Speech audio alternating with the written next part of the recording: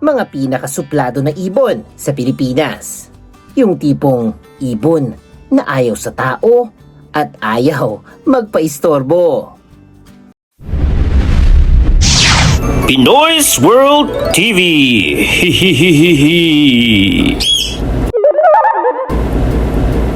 Number 12. Tikling o barred rail. Itong ibong madalas marinig sa palayan, latian at damuhan, pero kapag hinanap mo, biglang nawawala na parang may ninja training. Ang tikling ay hindi mahilig sa open confrontation. Kapag may tao o aso o kahit malakas na ingay, mas pipiliin itong tumakbo at magtago sa makakapal na damo kesa lumipad agad. Kaya kahit minsan malapit lang ito sa bahay o bukid, bihira pa rin siyang makita ng malinaw.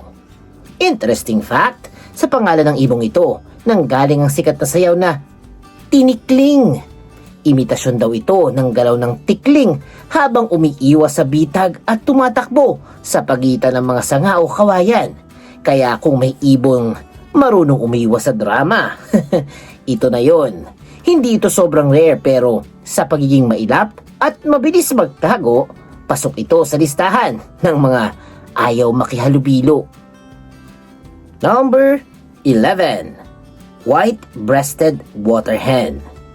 Kung minsan, nakikita ito sa kanal, palaisdaan, palayan at gilid ng tubig.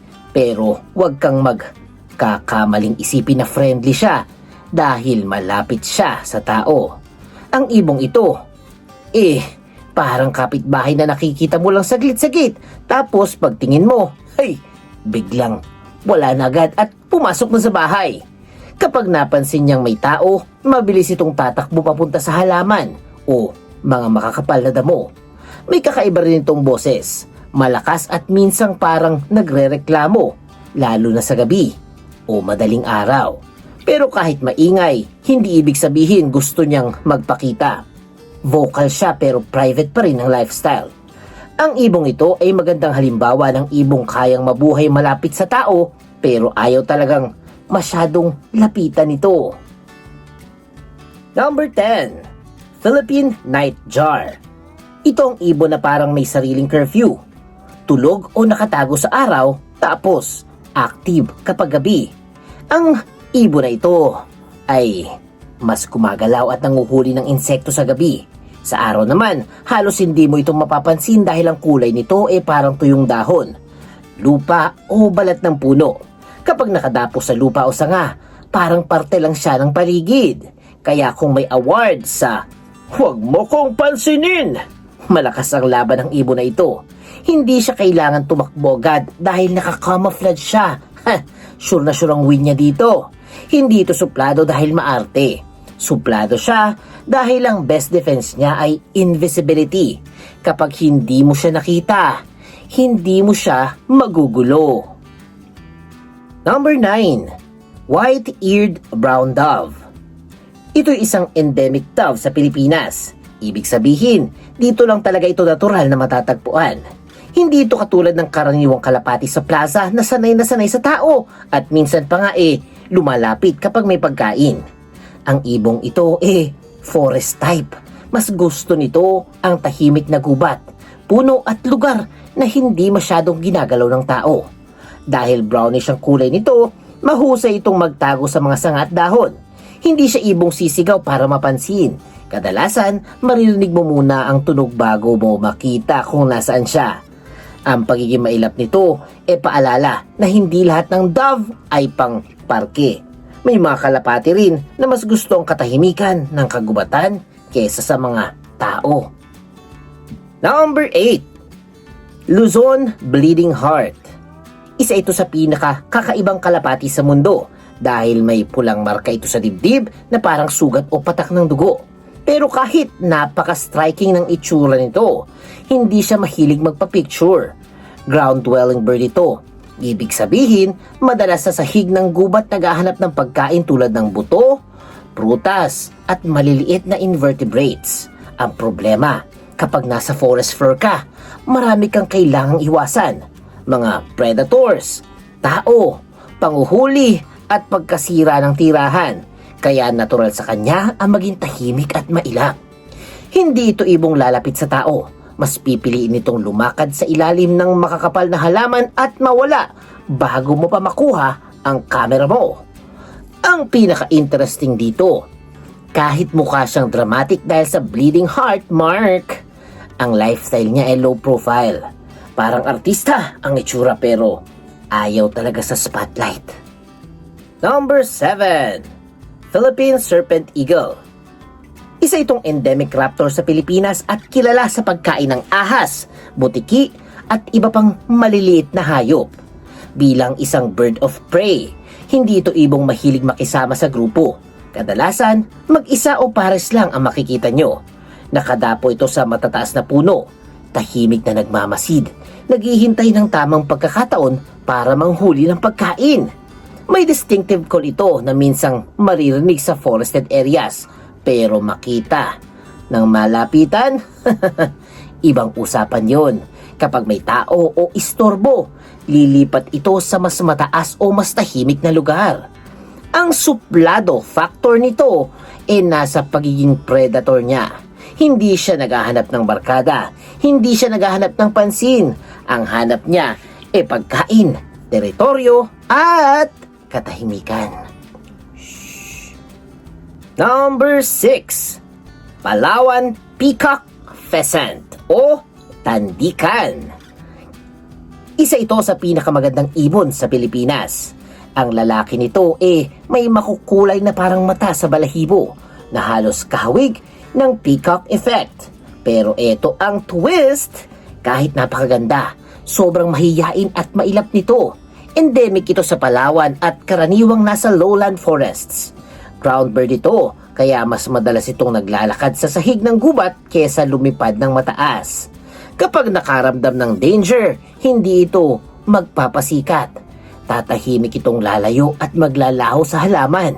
Parang sinasabi niya na, "Oo, maganda lang ako." Pero hindi ibig sabihin, available ako for viewing. May cultural importance din ito sa Palawan at makikita pa sa ilang lokal na simbolo. Pero dahil sa habitat loss, hunting at illegal wildlife trade, vulnerable na ang species na ito. Kaya kapag may nakakita nito sa wild, ay super swerte nyo. Pero mas dapat tandaan, huwag nyong lapitan, huwag habulin, at huwag istorbohin. Number 5.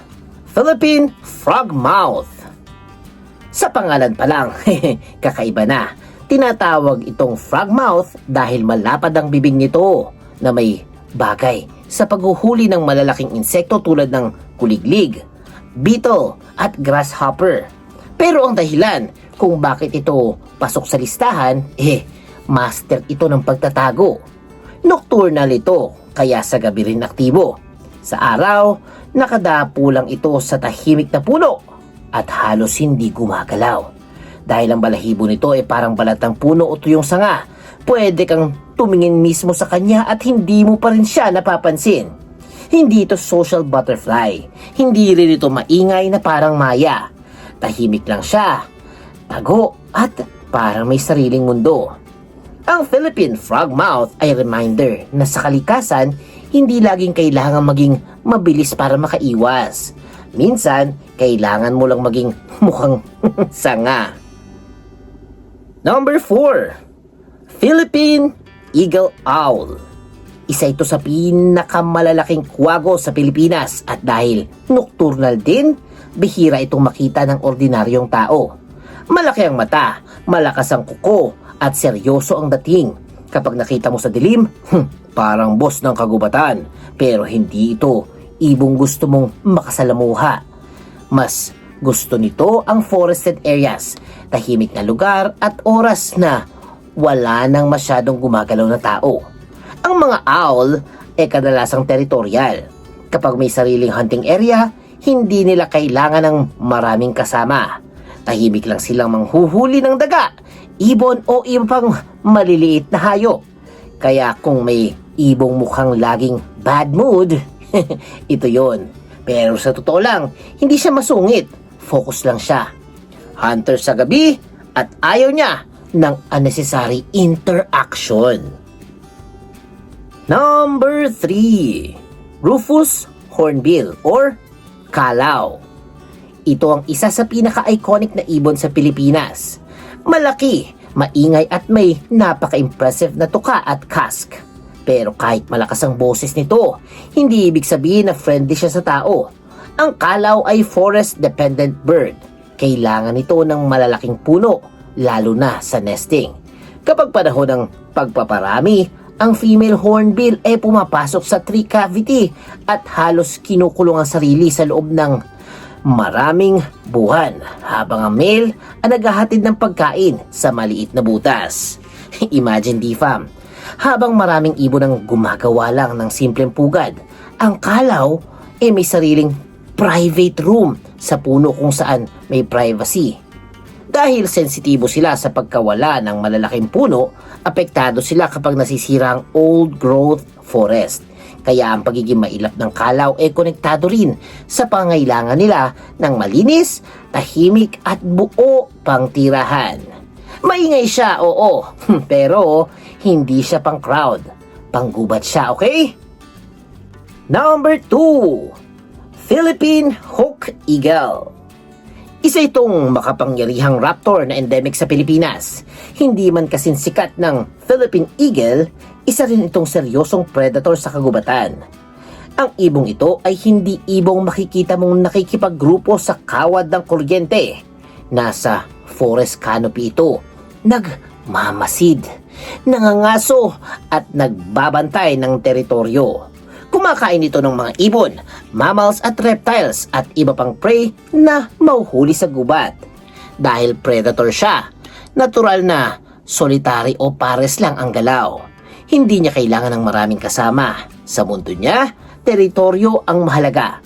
Kapag may ibang predator na tao o ibang ibon, disturbance, maaaring lumayo o maging defensive ang ibong ito. Ang dating niya ay parang tahimik na mandirigma ng gubat.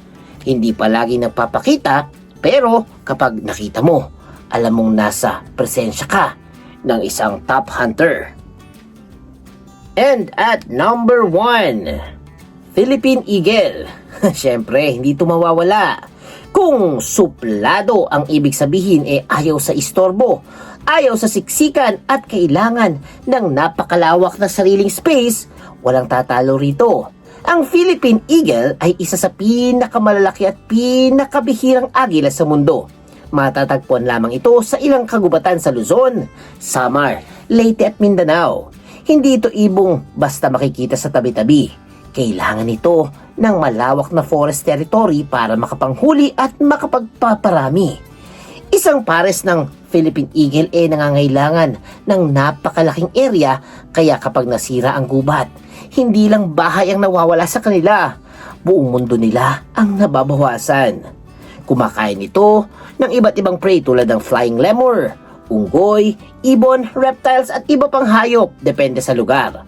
Pero dahil apex predator ito, hindi siya design para makisama sa tao. Kapag masyadong nasanay sa tao ang wildlife, mas delikado pa nga yun para sa kanila. Ang Philippine Eagle ay hindi suplado dahil mayabang. Mailap ito dahil kailangan niyang manatiling wild. At kung gusto nating manatili siya sa Pilipinas, dapat respetuhin natin ang distansya, protektahan ang kagubatan at huwag gawing entertainment ang pang-iistorbo sa wildlife. At yan guys, ang mga pinakasupladong ibon na matatagpuan sa Pilipinas.